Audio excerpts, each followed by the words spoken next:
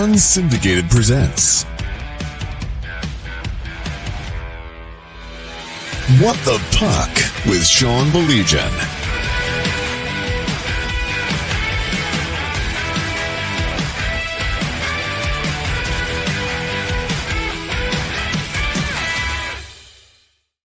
Fantastic then. He's Mike Iavasile. I'm Sean Baligian. Glad you can join us. Just a programming note before we start. And Mike, this is more for reminding you and for me, we won't be here next Wednesday. I'm going to be in Milwaukee, but we will be here next Friday. All right? Is that cool? Montreal, Milwaukee. Yes. I'm going to see the same trip that you and I made last year, pal. I'm going with Jack, so we're going to watch the Tigers and the Brewers in. All right. Yes, wow. Absolutely. Yes, love it. That was a great trip, a great little town. It really is. That little downtown area is fantastic. Really, really, really fantastic. So this is where we're going to start. David said this time next year, 2026. What are we talking about on What the Puck? It's funny that you say that because before we talk about what transpired last night, before we talk about the disappointment of this year, which really shouldn't be disappointing for you. Sorry.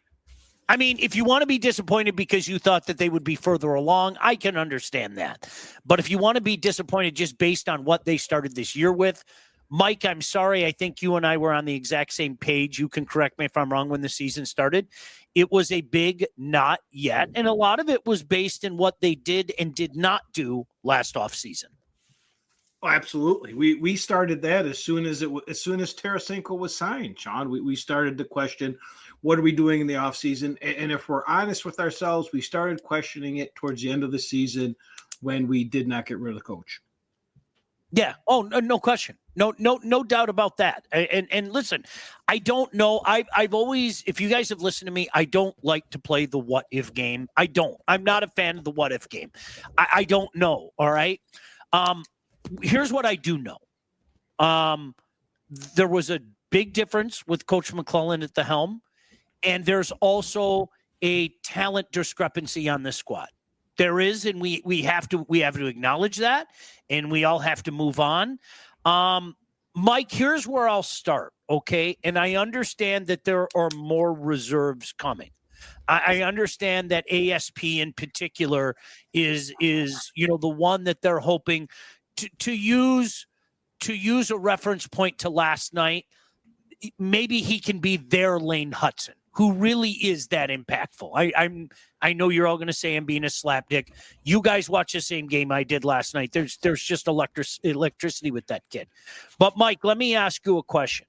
Who is the impact forward? Go. Kasper. Do you think so? I think so. I like what I've seen out of him.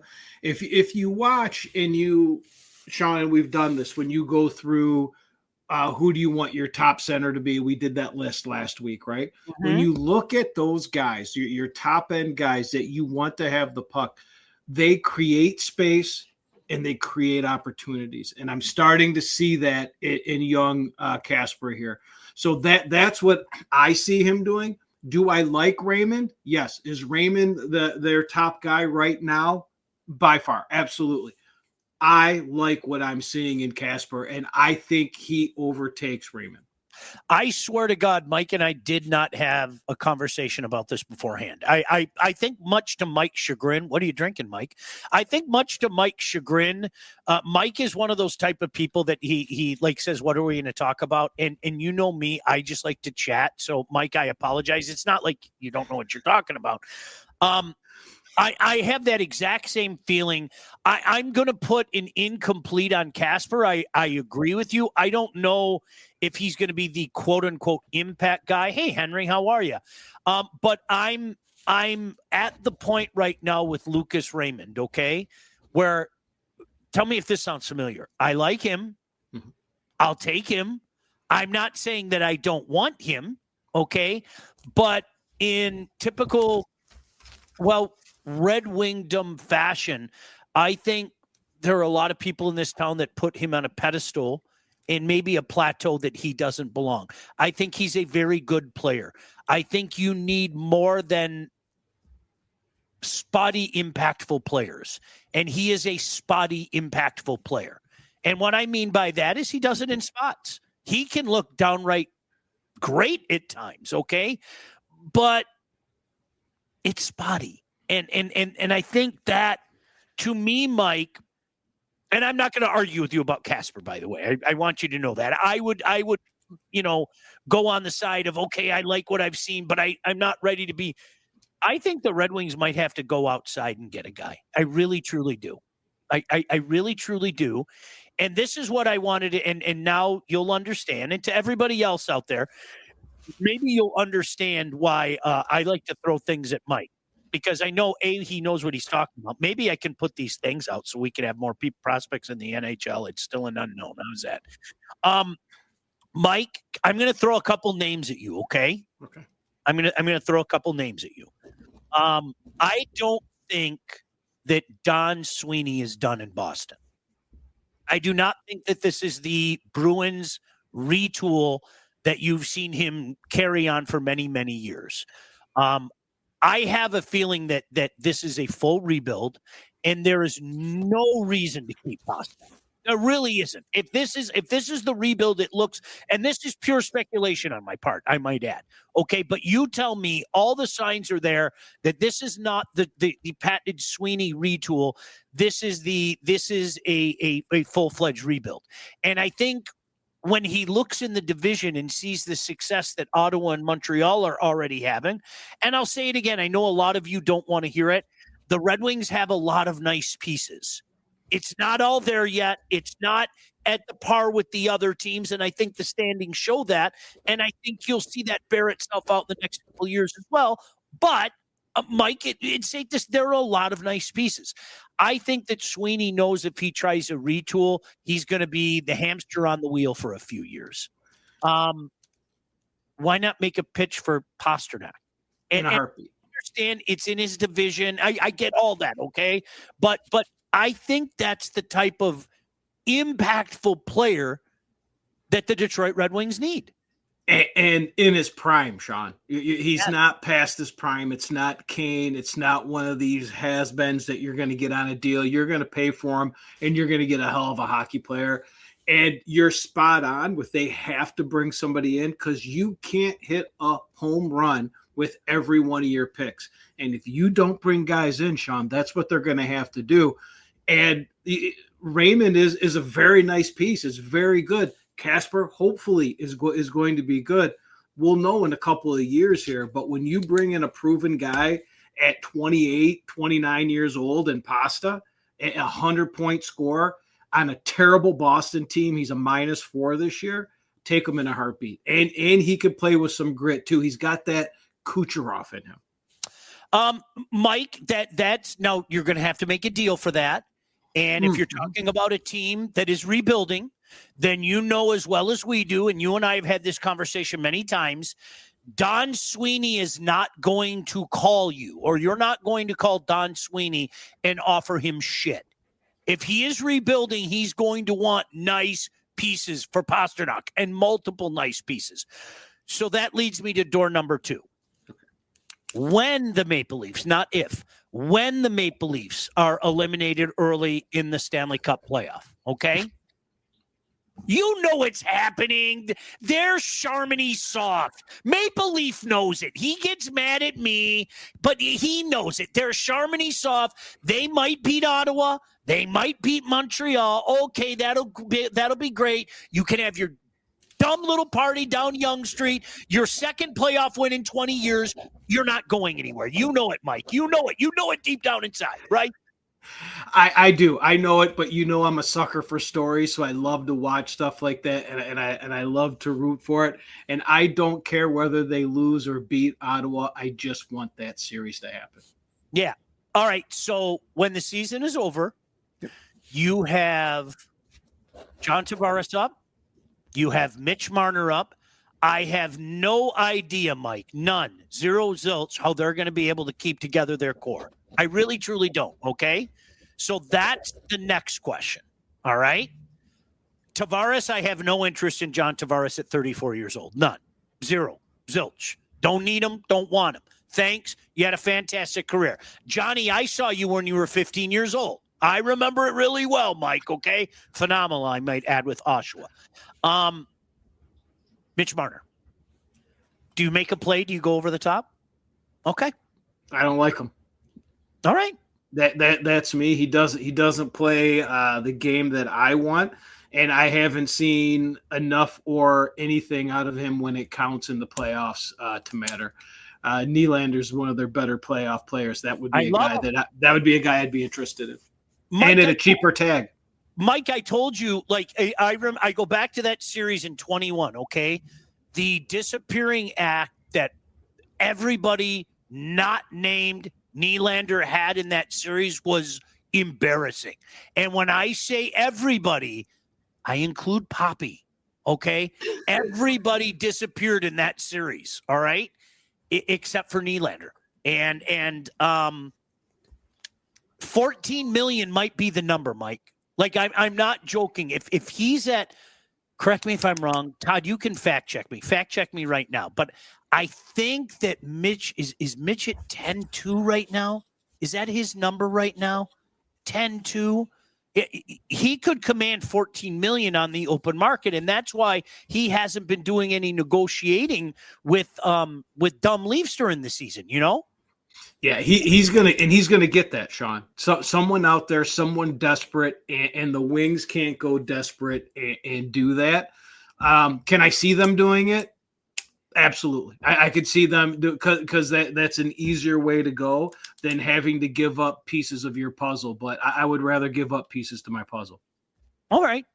Fair enough. Because I'll tell you what, if people are hoping for answers in this, good evening, Tom. If people are hoping for some answers in this free agent class, you're going to be woefully disappointed. This upcoming free agent class, Mike, I don't know if you looked at it. Oh, it's Todd. Is he at 11.5 right now? See, for some reason, I thought he was in the 10s. He's going to get 14. Somebody's going to give him 14. Mark my words. Remember I said that. Somebody's going to give him 14. But, Mike, I don't know if you've taken an early look at it. This free agent class sucks. I mean, no. It's not very good. I haven't taken a look at it. I'm going to pull it up right now. All right, so it's got to be coming up here. Here's the top 12 it's going to give me. All right, let's see. Yeah, we'll play this game, and then we'll get to your comments in just a second. We'll play this game together. Mitchell Marner. Oh, boy. Ehlers. Nice. I mean, he could be, but again, someone's going to pay these guys. JT. No, thank you. Mm-hmm. Even if he wears Red Wings pajamas. Sam Bennett.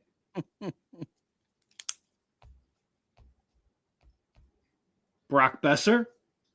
Why do I feel like I've got an old list here? No, I know, dude. Mike, honest to goodness, I was looking at it and I almost dropped a douchey line. I was looking at it with somebody you would know. How's that? Okay. And we were laughing. We were literally laughing at some of these names. No, I mean, there's nothing here. So this is the 2000. Wow, top 12 of two. Like when you get to number 6 and you've got Aaron Ekblad, something's wrong. Mm-hmm. Mm-hmm. Like that. That's. I mean, he's going to fit someone's puzzle. He's going to help someone. He's going to help an organization when he goes there. But that's not a top 12. And I'll tell you what, Marchand's on this list, and he looked like he wasn't even interested in playing hockey in the Wings game the other day. Like, I couldn't agree, dude. I couldn't agree with you more. Honest. It's like, oh, yawn. When do the playoffs start? That was kind of the impression I got, Mike. At number 10, Matt Duchene. I mean, these guys, everything's washed here. So you know what that means? Detroit's interested in all of them. Yeah. as Bill said, is Mike naming guys off the missing persons list. All right, lots of comments from you guys. I love Mike's hat, by the way. Did you guys notice that? Show everybody your hat, all right? Bill said, I'm done with Kane in any fringe parts. This has failed miserably.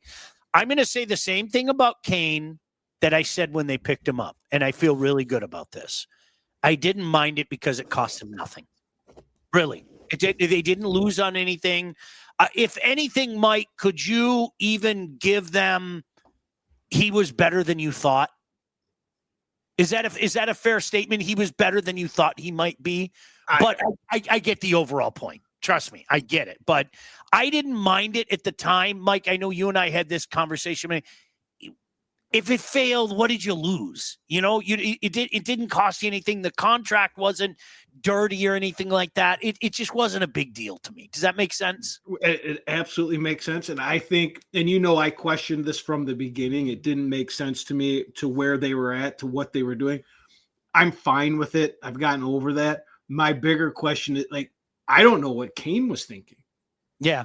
Did he miss what was happening in that locker room and on that ice so badly that he turned down other offers? I don't know. So that was Bill also said, does Montreal have any chance to make some postseason noise? No. And Mike, can I tell you why? I think you know the answer. All right. In 21, when they made the improbable run to the final, it was Carey Price remembering that at one point in time, he was the best goaltender in the world. They don't have that guy. Sam Montembeault has played so far over his head for a while now. Honestly, I'm very happy about it. But no, Mike, I don't try to get my hopes up. Don't be nice to your friend and say things that you don't mean. Thank you. I'm glad they don't have a chance. They don't have a chance. When you look at, and I mentioned this last week, they're going to get some good experience, and they've got the skill to do something down the road as long as their build keeps going. But when you look at the teams that they're going to have to get through to make that noise, these are veteran playoff teams, and that's just going to be a tough task for these kids. Bill said Minnesota is where I expected Detroit to be right now. I think that's an interesting comp because while they've cooled off, I like them a lot. I think the difference between them and Detroit is I think they've got their impactful guy up front in Kaprizov. I mean, honestly, I really, Mike, when you talk about underrated players in the league, I think Christian Keller in Utah might be front and center for me. I don't think the average human knows that Christian Keller exists. And that's a guy who's played with nothing but shit and has put up good numbers. But Kaprizov has been okay. Kaprizov has been, I'm not going to argue. Kaprizov has been a tremendous player for the Minnesota Wild for quite some time now. And I think that's that impactful type player that the Red Wings are missing up front.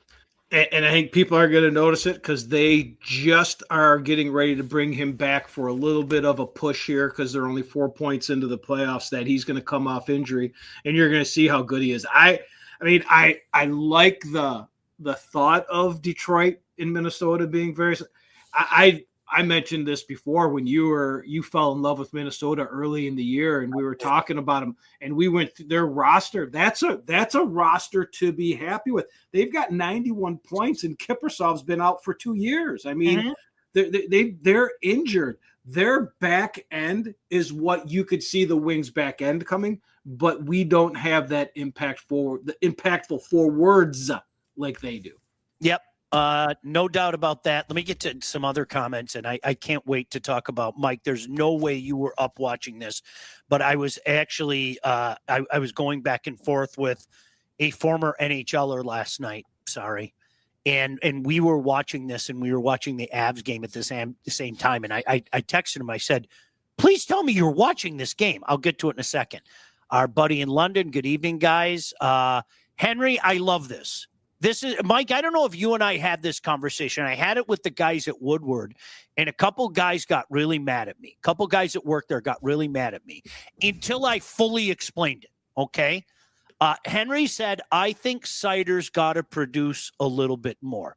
I could not agree with you more, Henry. I could not. And let me tell you why. And I don't even think it's Mo Seider's fault. I mean that. I don't even think it's Mo Seider's fault, Mike. When you win the Calder and everybody and their brother is saying that this is going to be a guy, By the way, fall in line. You know how many times we've heard this about an Eriksson, about a DeKaiser, about so many. When so many people are saying that this is a future, not just a Norris Trophy winner, but multiple Norris trophies, you can't get mad at people like Henry or Mike or Sean, who then a couple of years later say, hey, tell me if this sounds familiar. I like this guy. I do. I'm glad he's on the team, but he's nowhere near Norris Trophy candidacy. What are we doing here? That's not my fault. Like, that's like, you know what I'm saying, Mike? So Henry, I couldn't agree with you more. I'm worried that this is what Mo Seider is. And again, hear me out, Mike. Good player. Like, yes, good player. But this isn't that impactful type of, here we go, Norris Trophy candidate type of guy on the blue line. It just isn't. Yeah, no, I'm gonna I'm gonna let this one marinate. I'm gonna give him some time to let this defensive core that has gotten better as the year's gone along, and as they've gotten better, he's looked better. In the beginning of the year, it was atrocious, but this is where he needs Axel to come in. This is where he needs Edvinsson to step up a little bit more. Maybe Albert's got to do some more. The core of this D is going to be good. I mean, to throw Norris on a guy, he's going to be a real good player, but I can't go there looking at the defensemen that are in the NHL that do everything. So I can't go there, but I think he's only going to get better. Can I tell you the conversation I had, and I'm not going to throw this person under the bus because they said it to me, and after about 10 minutes, I think sanity came back and they kind of took it back. But somebody looked me in the eye, Mike, and said to me, I'd rather have Mo Seider than Lane Hudson.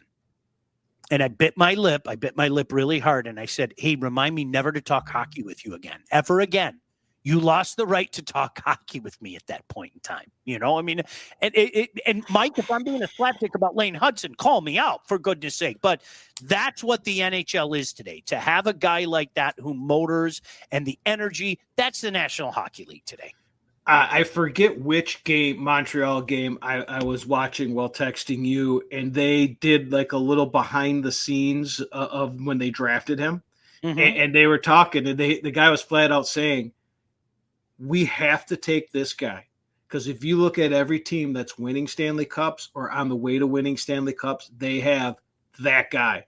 And that's when they said they're talking about Lane Hudson right now. And it is. I mean, you look across the league and that defense, and I said it to you the other day, a guy like that makes it a lot easier on other guys when he could carry that puck up and with the confidence. Now, that's not – he's got, 7,000 points right now, and he makes a ton of mistakes, Sean. He makes a lot of mistakes with the puck. It's only going to get better. And look at where we're at right now, and look at where his defensive core is and how they're going to help him get better, which they're already doing. And Tom knows this, a guy that he saw in London, Logan Mailloux, is not in the league right now because those mistakes that he's making are not overcompensated by his incredible skating ability and playmaking. As good as Logan is, and I like the kid a lot, when you're making those kind of defensive efforts, if you're not uber producing the other way, they're not going to give you a shot. They just aren't. And I think that's the big thing about it. David said, I would give up pieces as well. I think they're at that point. Alan said, I know we're focused on the wings, but anyone see that Stars collapse last night? I don't know if I've seen a collapse like that with under a minute to go. Mike, there's not a snowball's chance in hell that you were up. I know that. I know you well enough, okay? But you saw it, right? Well, of course, because there was betting implications going on there. When you've got a minute left and you're down 5-2, it was probably somewhere close to 50-1 odds or something that would be going off if the live odds were still there. So I've heard all about it, yes. 3 goals in 53 seconds. Because I was texting back and forth with somebody, and they asked me, is this night's Avs game any good? And I said, the Avs just scored to make it 2-1. They eventually won 3-2 in a shootout. And I said, but I'm kind of flipping around, and I was like, dude, you got to turn on this game. 3 goals. What Mike said is a factual statement. It was 5-2 with 1 minute to go. And Vancouver scored 3 goals to tie it in the next 53 seconds. What the fuck? Seriously, what? Like, honest to goodness. Never seen anything like that. Absolutely insane. Those are times like that makes me mad that I'm sound asleep, but I'm so happy when I'm sleeping, Sean. So happy. Ray said, you guys see what happened in Dallas last night. You ever leave a game before it was over and you still regret it today? One time, Mike, and it wasn't hockey. But one time I'm not usually leave a game early guy, but I left a Tigers-Cubs game with Jack. There were so many obnoxious Cubs fans there that, like, I had to get out of there.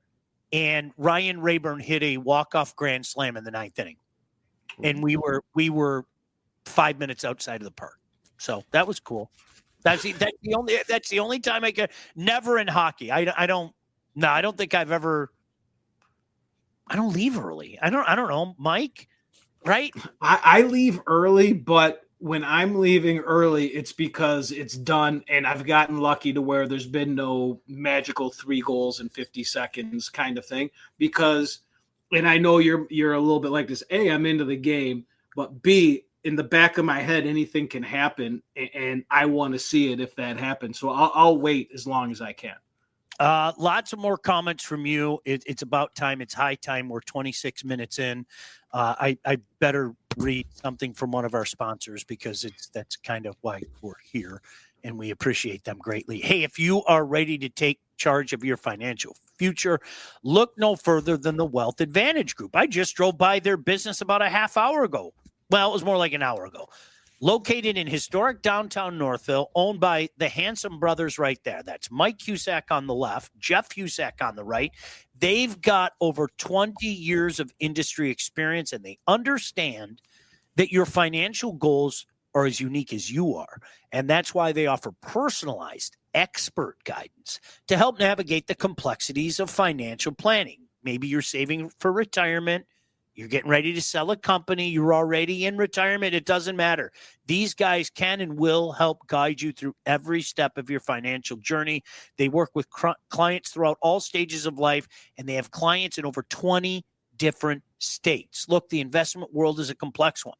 And if you're ready to start taking your finances more seriously, it's time to work with the experts. They're great guys. They're friends of mine. And yes, I am a client.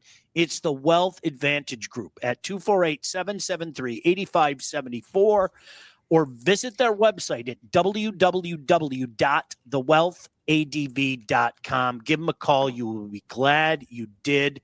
Tom said, I'm sure the Wings will sign an ex-Leaf or somebody that should retire.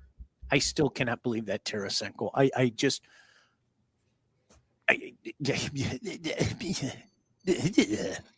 Like, really, that it just that's the finishing piece when you're about to win, right? A la Florida, right. Florida trade, right? Florida. Chris said it's time to part ways with Larkin. Truly believe he's part of our problem. I had the 1C conversation again today. I cannot believe that I had that very conversation today where at least today the person that I was having the conversation with, Mike, said, well, I understand he's not a 1C right now, but he could be a 1C if he was surrounded by the right people. And I went, okay, I guess. I don't agree with you, but I think if you put superstars on each side of them, it'd probably make them look better. But how likely is that to happen? And Mike, to me, I think last night was a perfect example. Nick Suzuki is a 1C. Make no mistake about it. Make no mistake about it. Nick Suzuki is a 1C. And anybody who argues otherwise, I'm sorry, you're an idiot. There are 26 centers in the league that have more points than Dylan Larkin. And Mike, I'll be the first guy to say points. It's not the tell-all, but I think to watch Dylan Larkin specifically after the Four Nations, to say that he hasn't had a very large impact would be a gross understatement. He's disappeared, Sean. He's disappeared. Kane laid a nice pass right on his stick. He did the right thing going, but I can't do it anymore. I know this is your job, but I can't do it anymore as far as defending Dylan Larkin. Look, at one point he was playing to his contract, right? It just goes to show, like, it's not. And I'm sorry, I can't say I'm a 1C if I need other people to get me there. No, you're not. You're a 1C because you're a 1C, and you're going to make your wingers even better. And as a line, you're going to be dominant. Stop it. Yep. He's a 2.5. Drew said, I question Maltby in the pro scouting. I also question Yzerman's trade capability. I believe Steve is arguably the best drafter. Helps when you have Hawk and Anderson. More on that in a second. I want to follow that up. But his free agents and trades have been nothing short of terrible. I understand you need to build the core, but the core has to be mentored, and the 30-plus-year-olds outside of Kane have been terrible. Imagine where the Wings would be if DeBrincat didn't put Ottawa in a bad place because he wanted to come home. Drew, I've said this 1,000 times, and I think this will tie into what we were just saying about Lane Hudson as well, Mike. Sometimes you have to be lucky. To get Lane Hudson at 62 is pure gross luck. To get Nikita Kucherov in the second round is pure gross luck. To inherit a situation like Steve did in Tampa, and this is not taking anything away from him, but where he was literally walking into a place where you had a not quite ready for primetime Steven Stamkos and a not quite ready for primetime Victor Hedman, two no-doubter, no-brainer Hall of Famers. Sometimes you have to be lucky to be good and good to be lucky. Taking over Detroit, this was I'm not sticking up for Steve here because I've been accused so many times of sticking up for Steve. I'm spitting fact here. This franchise was awful, in a horrible place when this man walked in. And I'm not just talking the Detroit Red Wings, Mike. I'm talking about organizational depth. There wasn't any. This was a really, really, really bad franchise. Now, okay, this is where I'm going to come back to you. I was the guy that said all bets are off once this year started because you're 5 years in. And this is a team that took a step back. Have at it. Fire away. I don't think he should be fired. I don't blame people for being frustrated, though, in any way, shape, or form. How could I? Yeah, and my problem is, and I mentioned this, I think, at the beginning of the year, sure, there needs to be someone in there that's going to check him. So he's spot on with the scouting team and the heads of scoutings. And there's no one but yes men in there.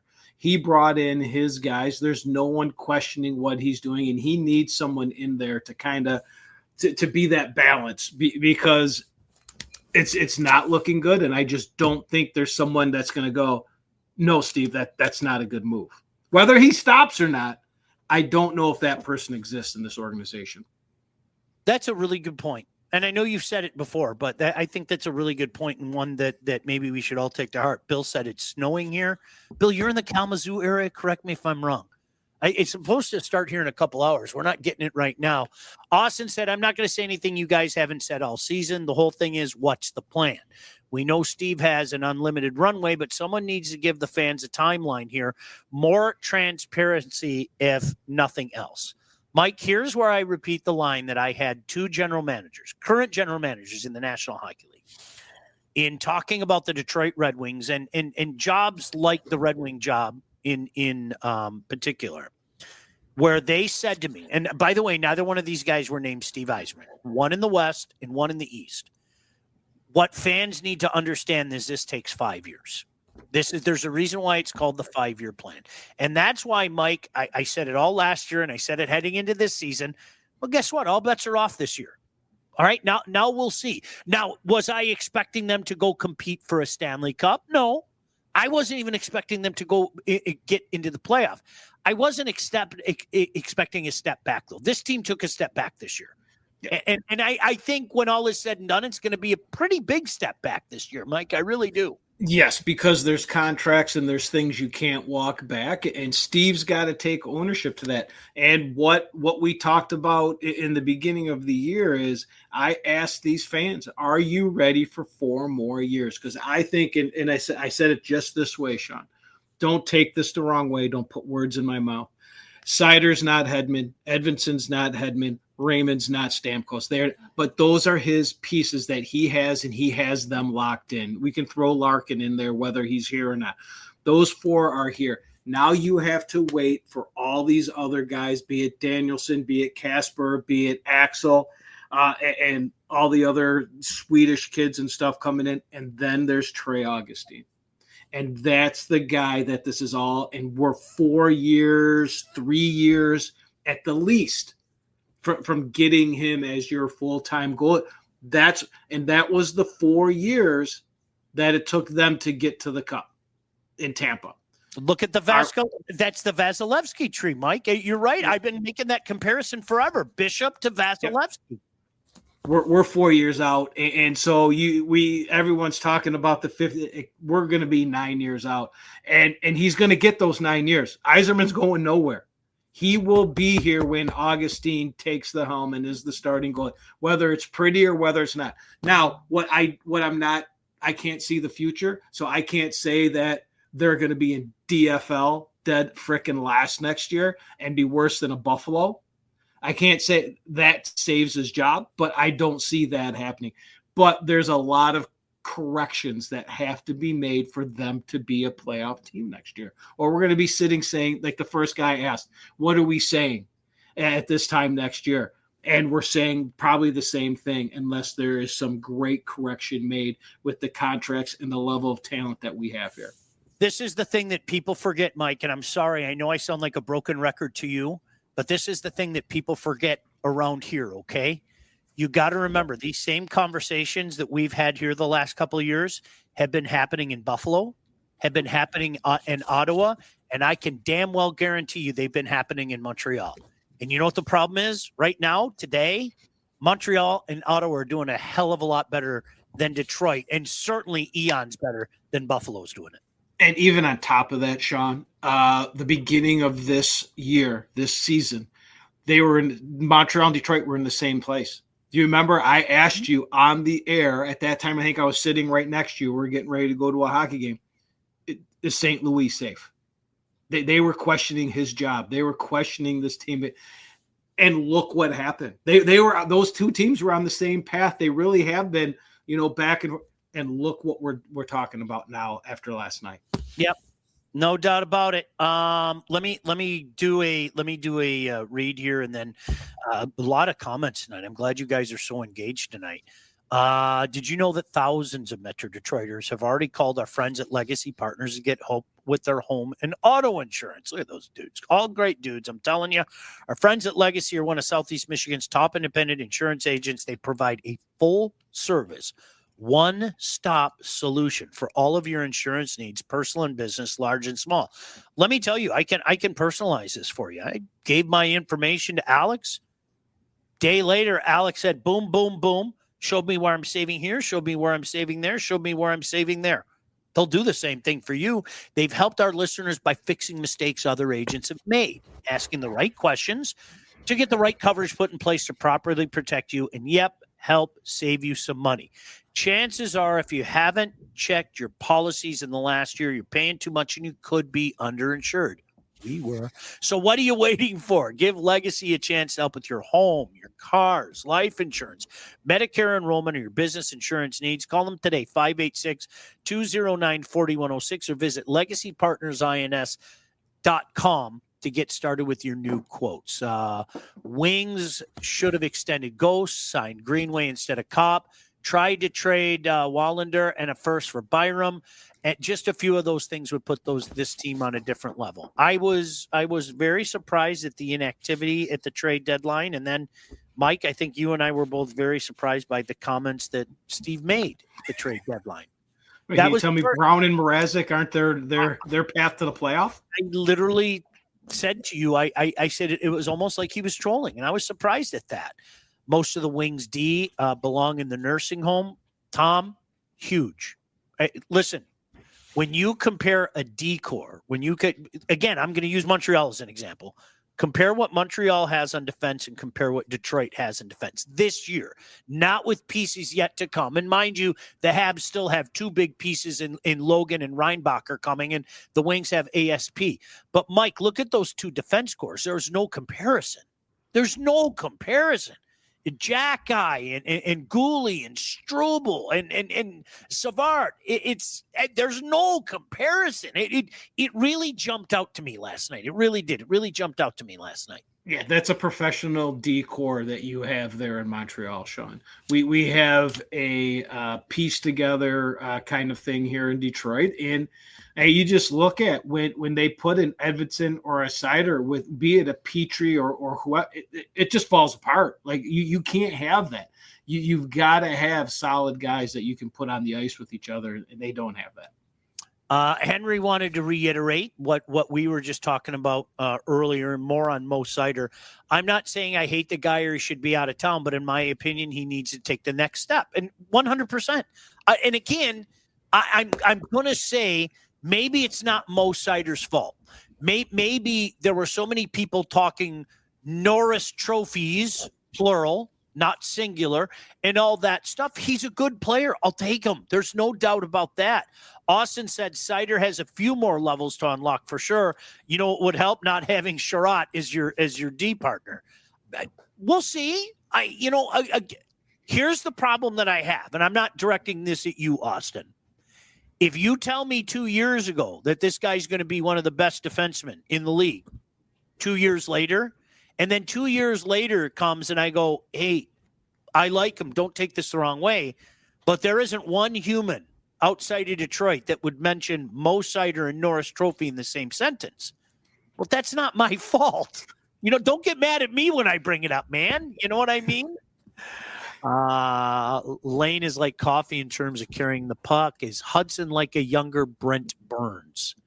Oh, that's kind of funny. That's kind of, I don't know about that, but that's almost $19 million tied up in Kopp, Comfer, Hall, and Tarasenko. Comfer has been the most productive with 5 goals and 17 hits in 71 games. Yeah. Lots of corrections, Sean. Lots of corrections to be made. If Montreal plays Washington in the first rounds, they have versus Florida this year. Can they take it to 7? Well, Mike and I have doubted Washington all year. We don't know how they're doing it. I just don't think they have the goaltending to do it. If you remember when they pulled that upset in 2010, Halak was insane. And the crazy Carey Price run in 21, no shot at you, Ray. That was Carey Price. It's Samuel Montembeault. I have my doubts. I'll leave it at that. If Detroit signs Ekblad, pair him with Seider and let Seider float around and focus on his strengths of skating and scoring and leave the defensive part to Ekblad. Bring the Bell River boy home. Bring the Bell River boy home. Come on. Playing 25 minutes away from Little Caesars Arena. Bring the Bell River boy home. Detroit hasn't won a lottery pick at all. That's been huge. Yzerman has a lifetime contract and will never feel pressure from ownership. That could be part of the problem as well. You are 100% right. There's no way they are going to ruin the image that they helped cultivate 40 years ago, that family. And it started with Christopher's mom and dad. That's where it started. There's no, sorry, guys. Hey, where's the Habs guy? He probably took off back to Montreal. How many more years does Stevie get? As long as he wants. I have no other way to say that. I can't. Mike, I can't. All right, I was about to say I can't envision a scenario. Okay? I'm going to play a game of pretend. And I hope the good Lord curses these words. The Red Wings really flame out. The last 5 games, it shouldn't shock anybody when you look at their last 5 games, okay? Let's say they don't win any, okay? You lose, you end the season on a streak like that, and then you are just awful next year. And your next prized rookie, ASP, looks mortal. okay, and you finish, how about dead last in the Atlantic Division? Okay. Do you think there'd be any pressure on him? Absolutely. But what you're saying is huge, like end of the world scenario, but that's what's going to happen. Like he's going to have. You can't put Axel on the ice. He has another awful off season. Nothing hits. They come in DFL, and the only thing that would save him is if somehow he could promise them that'd be McKenna would be the number one pick, right? If that's the kid's name that's over there, possibly playing at Michigan, I hear rumors of. And they can get him, and he can say, hey, this is the next Steve Yzerman. This is the next guy that's going to bring you your team. Remember when we were the Dead Wings? I'll bring them out. Yeah, I could still see him talk out, but that end of world situation you just presented is what it's going to have to take. But again, I just don't think it happens until there's someone in that organization that's going to put pressure on him and have an opposing opinion. For what it's worth this year, whether it be Schaefer, whether it be the kid from Saginaw, it certainly looks like the OHL is going to be well represented, top heavy. It doesn't look like there is that. Oh, here it comes. You ready? Generational talent in this draft. That doesn't mean that they can't manifest themselves. I want to get to that in just a second as well. Hold on a second. With 9 picks this year and all the talent in the system, do you guys agree if Steve doesn't start using picks and prospects to deal, that not only do we miss out on the big move they might need to make, but more importantly, there's going to be a massive logjam in the minors when our older players start getting older? Yes. Use those. That's what good teams do. When you're in a position to better yourself, that's what good teams do. And you have that backlog of you've got some young talent that maybe you can't fit here right now, and that you can jettison off and maybe give them that brand new opportunity in the process. Get, a guy like Pasta, we have a young player that doesn't fit into our plans right now, but everybody thinks very highly of him.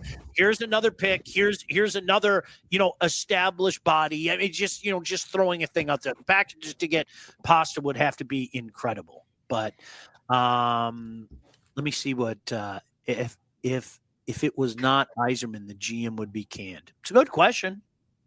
It's a good question. It's a good question. I don't have any confidence or evidence they'll even go after Marner or a big name. We were talking about this earlier. We'll revisit it. If anything, they'll get another rental, lazy veteran who underperforms and will continue to be in the worst spot to be. Purgatory. We're too good to get a high draft pick, but not good enough to contend. I brought up the possibility of Marner and the fact that it'll probably cost $14 million because I cannot see a world where Toronto's able to keep all of them, especially with Tavares hitting the open market and Marner hitting the open market. And quite frankly, the rest of the UFA class is just Mike Meh. Is that the best way to say it? Perfect. Yeah. That's a perfect word. Meh. It's all right. Meh. I got to ask you about highly can't miss prospects, by the way. Who said Seider would win the Norris? He's definitely got all-star talent, but I didn't hear anyone mention a Norris except maybe Big Slaps. I was inundated with it in my day job. I mean, and when I say inundated with it, I mean inundated with it. And to their credit, I don't like calling out other people in the business. They openly admit that they said it too. But yes, many people were saying that future Norris Trophy winner. And you guys know that's the routine in this town. Erickson, DeKaiser, I've heard it 1,000 times in my life, and that's Larkin looked like a defeated man during last night's post-game press conference. That was did you watch that after the fact? I knew you were sleeping. I was out. He did, and he looked like he's been playing since the Four Nations. I'm not being mean. Alan said, I get we won't have great lottery luck, but if you need the number one pick to build a great team, how great of a GM are you really? Pretty strong point there, friend. Detroit's problem is holding on to guys or coaches too long or don't get enough for players. Do they still have anything left from Mantha? Bertuzzi returned, got what? No, there's no doubt about that. Let's be honest. There's no doubt about that. Mike, I got to do some reads. Gosh, I can't believe we've done 50 minutes already. And I haven't even got to the biggest story. Slapdick. Hey, when it's time to get yourself a house, whether you're buying, selling, or both, you need to contact the right agent. Who do we recommend? Lindsay Broadwell. As a matter of fact, there she is. Lindsay grew up on the mean streets of Northville and has expanded her team all over Southeast Michigan. She's an expert in all facets of the business. When it's time to move, our friend Lindsay and her team will make sure that you get the most out of your house and everything goes smoothly when finding your new home. Buyer, seller, or even first-time buyer. Make sure you contact Lindsay at BroadwellHomes.com. She will help you with everything from start to close.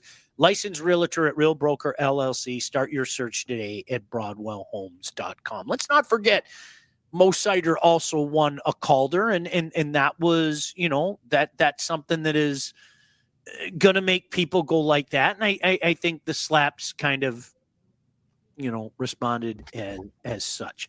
Now, can I throw this at you, Mike? We've talked a lot about prospects tonight, and there is no exact science. There are some guys you just know, okay? Like I'm telling you, I saw young John Tavares. I saw young Ekblad. I saw Sidney Crosby the year before his draft year and then his draft year. Steven Stamkos. There's some guys you know. And then there are other guys that you think you have a pretty good idea that don't turn into anything.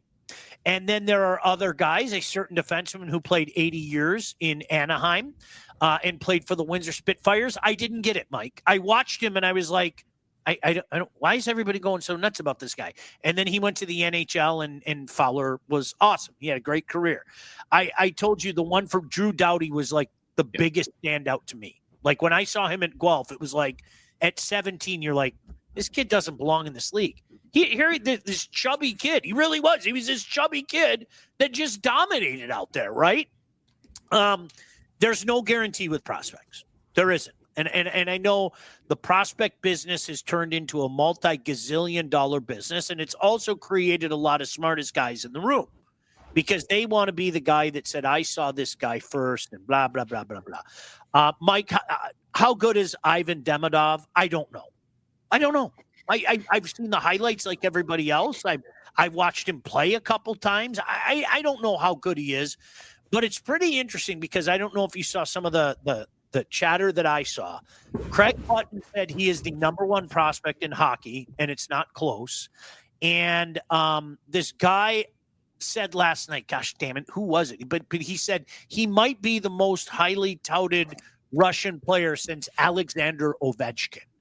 I mean, that's pretty damn high praise. And when you think about all the good Russian players and some that we've mentioned here just tonight, including a stud in Minnesota, I think that's pretty high praise. But to me, and I don't care if it was for Montreal, I don't care if it was for Ottawa, I don't care if it was Vancouver, there's intrigue to watch a kid like this play, and he's going to be playing Friday night against Ottawa.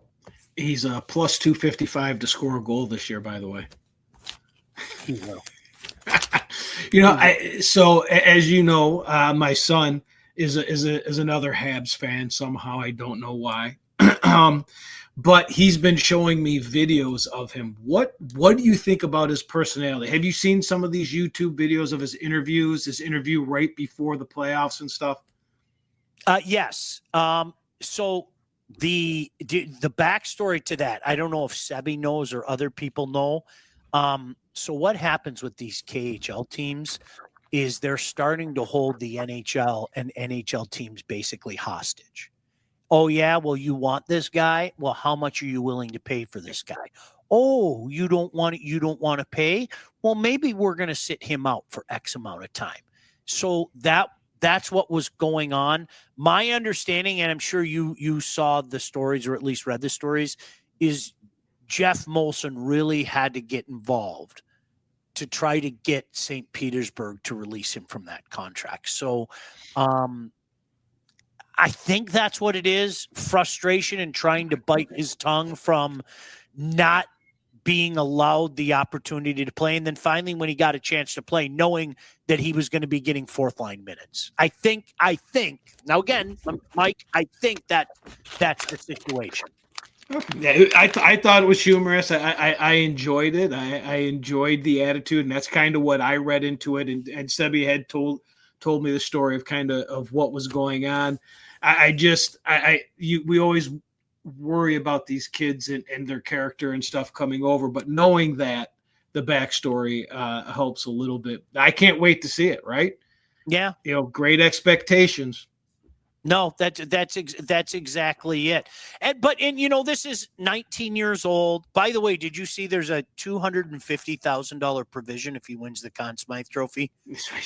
I don't think anybody's going to be paying that. I gotta be honest with you. But no, I mean, don't we all get excited? I think there's a different buzz. And if you're watching this show, you're a hockey fan. There's a different buzz when you're talking about watching an 18 and 19-year-old kid, because they're not supposed to be at this level yet, than the highly touted 21, 22-year-old kid that finally gets here. Does that make sense? 100%. What 100%? Yeah. Let me see. Are there any other comments that we have to get to before we get out of here today? Did Sean get an erection when he heard Demidov signed? Mike told me. I was at work yesterday. Mike told me, literally, I was at work and I got a text and I was like, "Are you kidding me?" And he was like, "Oh, dude, I figured you'd know." And I was like, "No, I was at state champs. I wish I could, Damn state champs. Damn work. What are you doing? Let me work. My Spirit sure shit the bed in the OHL playoffs. Really not a surprise to me because their season-long issues with team defense and goaltending were totally exposed. Ted, you know what? I've seen it happen 1,000 times, unless it's the London Knights, of course, because there's no such thing as a rebuild. You know what? You got a memory that'll last a million lifetimes from what happened last year. I've seen so many OHL champions fall flat on their face the next year. So, yeah, you know what? Tip of the cap to you guys. How good is that goalie Montreal just signed? Fowler from BC. Mike, the general consensus is the two best goalies in college hockey are at BC. Well, not anymore. He just signed with Montreal, and Trey Augustine at Michigan State, who happens to be property of the Detroit Red Wings. So, and I've heard varying thoughts on both. Fowler, I've heard people say that he is not as athletic, and then I've had people say that the safer goaltender in the National Hockey League will be Fowler. I don't know. I'm not going to pretend to know. I think they're two pretty damn good goalies. How's that? Fair. All right. Anything else, Mike? Is there anything that tickles your fancy? Who do you got this weekend in NCAA? I think the winner of Western and Denver wins the title. Do you agree with me? Yep. Someone's got to show me that they can beat Denver and that coach can lose big games. I mean that it's just it has to happen. And listen, Cole Hudson, if you haven't seen him yet for Boston U, he is like his brother. Okay. And he put on a show in that game that I was at against Ohio State. And there's something to be said about the team that's been on a heater like Penn State was. But the rest, Mike, you know it better than anybody. Any pro will tell you when a team's red hot, they don't want the rest. They don't. They really don't. They want to keep her going. And I think the rest is going to affect Penn State. I do. I think the rest is going to affect Penn State. Wait a second. He's obviously played through an injury, stopped taking faceoffs in game 3 and 4, was a scratch in game 5. He'll probably go 1 or 2 overall, Ted. I think you know that. 1 or 2 overall. No worse than 3, right? That's what I would think. Aren't you glad the KHL and NHL deals are not like when a soccer team pays for players in Europe? Yes, Ray, big time. I'm already looking at mock drafts. Pain. Yes. Sean Hockey Talk rules. Thank you. Knights and Erie for round 2. That's fantastic. Eric said, who won the game today? Major League Baseball. Congratulations to your Yankees. Ray said they screwed up the Western logo, went with the old version of Western. How about, you can appreciate this one, Ray. How about Western Ontario? We could do that. Let's roll with Western Ontario. What do you think I will see from Landeskog in the playoffs? I can't believe, Mike, I can't believe it. Right? But aren't you stunned at that? I'm stunned. He's not going to play. He hasn't played in like 13 years. What are we doing here? You can't do this. Ted said, don't disagree regarding the Memorial Cup championship. Still have to listen to the garbage about backing in because we were the hosts. That's what losers do, Ted. You know what I do? Larry Bird. I put the number one finger up. Get yourself your Saginaw Spirit 2024 Memorial Cup champion hat and just go like that to people. Wah. Go Broncos. All right, Mike, anything else? Anything on the agenda for you? No, I've got a big Jack White concert on Saturday. That's it. Oh, you do? Oh, yeah. Where at? Downtown at Masonic Temple. All right. I actually knew that because we were talking about doing a barbecue and we can't now. And then next week, we've got our hockey game at Novi Ice Arena, Team Michigan, juniors versus seniors. And then we're going to have Ryan Osemacher from Team Michigan on next Friday, right? Yep. Oh, Mike, here's a great question. You ready? Yep. Hold on. Starting a team, Wah or Hasek? Wah. Who do you think I'm going to say?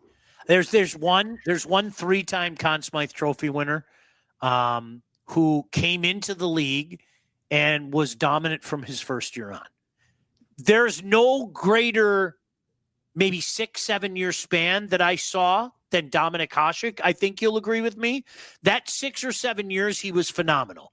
But you take the whole thing, and especially playoff success, I take Wah. Oh, I forgot. Yeah, I forgot to read, didn't I, Todd? I think that's what Todd was trying to say to me. Sorry, Todd. I apologize. All right, so before we get out of here, I have to tell you all about catering. Full service caterer, graduations, weddings, bridal showers, corporate events, anything you need catering for from 25 to 4,000 people. All About Catering can and will take care of you. For Rick and his staff, customer service and satisfaction is their number one goal. So don't sweat your next big event. Just go to allaboutcateringllc.com today to see their menus and all their 5-star reviews. Or you can give them a call, 586-731-1398 to get your event started. All right, Mike, anything you need to throw out there, Mike? How about go Timberwolves? Can we say that? Go Northwood Timberwolves? Go Northwood Timberwolves. Go fire up your grill. It's about to get warm. Throw some sausage on there and get some short ribs. All right, one more question before we get out of here. Who's your favorite ex-player turned hockey analyst? That's a great question. Ray. I have two. Do you want me to go first? Yeah. I absolutely love Chris Osgood. I really, truly do. And you guys can laugh at me. I think Chris is uber intelligent. I think Chris, I enjoyed talking to Chris. I was chatting with him today, as a matter of fact. I really enjoy Chris Osgood. I think Chris does a pretty good job of shooting straight.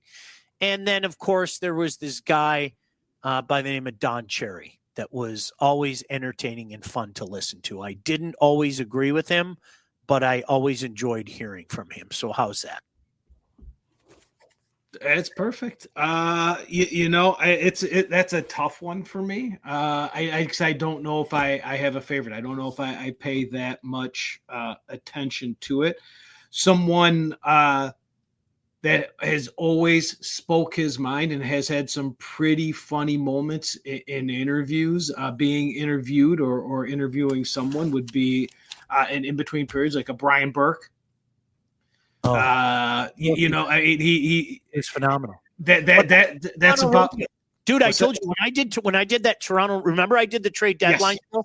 Berkey was freaking believable. I'm serious. He was so much fun, Mike. He really was. I think I could go more like who drives me crazy and who I would fight, and it would be a 1-2 combination of Darren Pang and Ray Ferraro. I'll throw in Kelly Rudy because I would really first I'd suplex him and then I'd get him in a camel clutch, and I'd love to see him just screaming as I'm doing the Iron Sheik camel clutch, just bending his back. Sid Abel and Paul Woods, Biz and Whitney. A lot of Mike Iavasile. A lot of people are bringing up Mike Iavasile as their favorite analyst. I know I'd rather work with nobody. That's just my personal opinion. All right, we got to get out of here. An hour and 5 minutes of bullshit. We'll see you guys. Thanks, Todd. Bye. It's over, bitches. What the Puck with Sean Baligian. Executive produced by Sean Baligian and Todd Losey. Theme song, incidental music, and related sound effects are from Always Pushing Forward by Elliot Middleton. Engineering, mixing, and graphic design support provided by the Unsyndicated Podcast team. Don't forget to like and subscribe on all your favorite channels. While you're there, be sure to rate and review the podcast. Got something to say to Sean? Call the Unsyndicated hotline at 248-237-3257.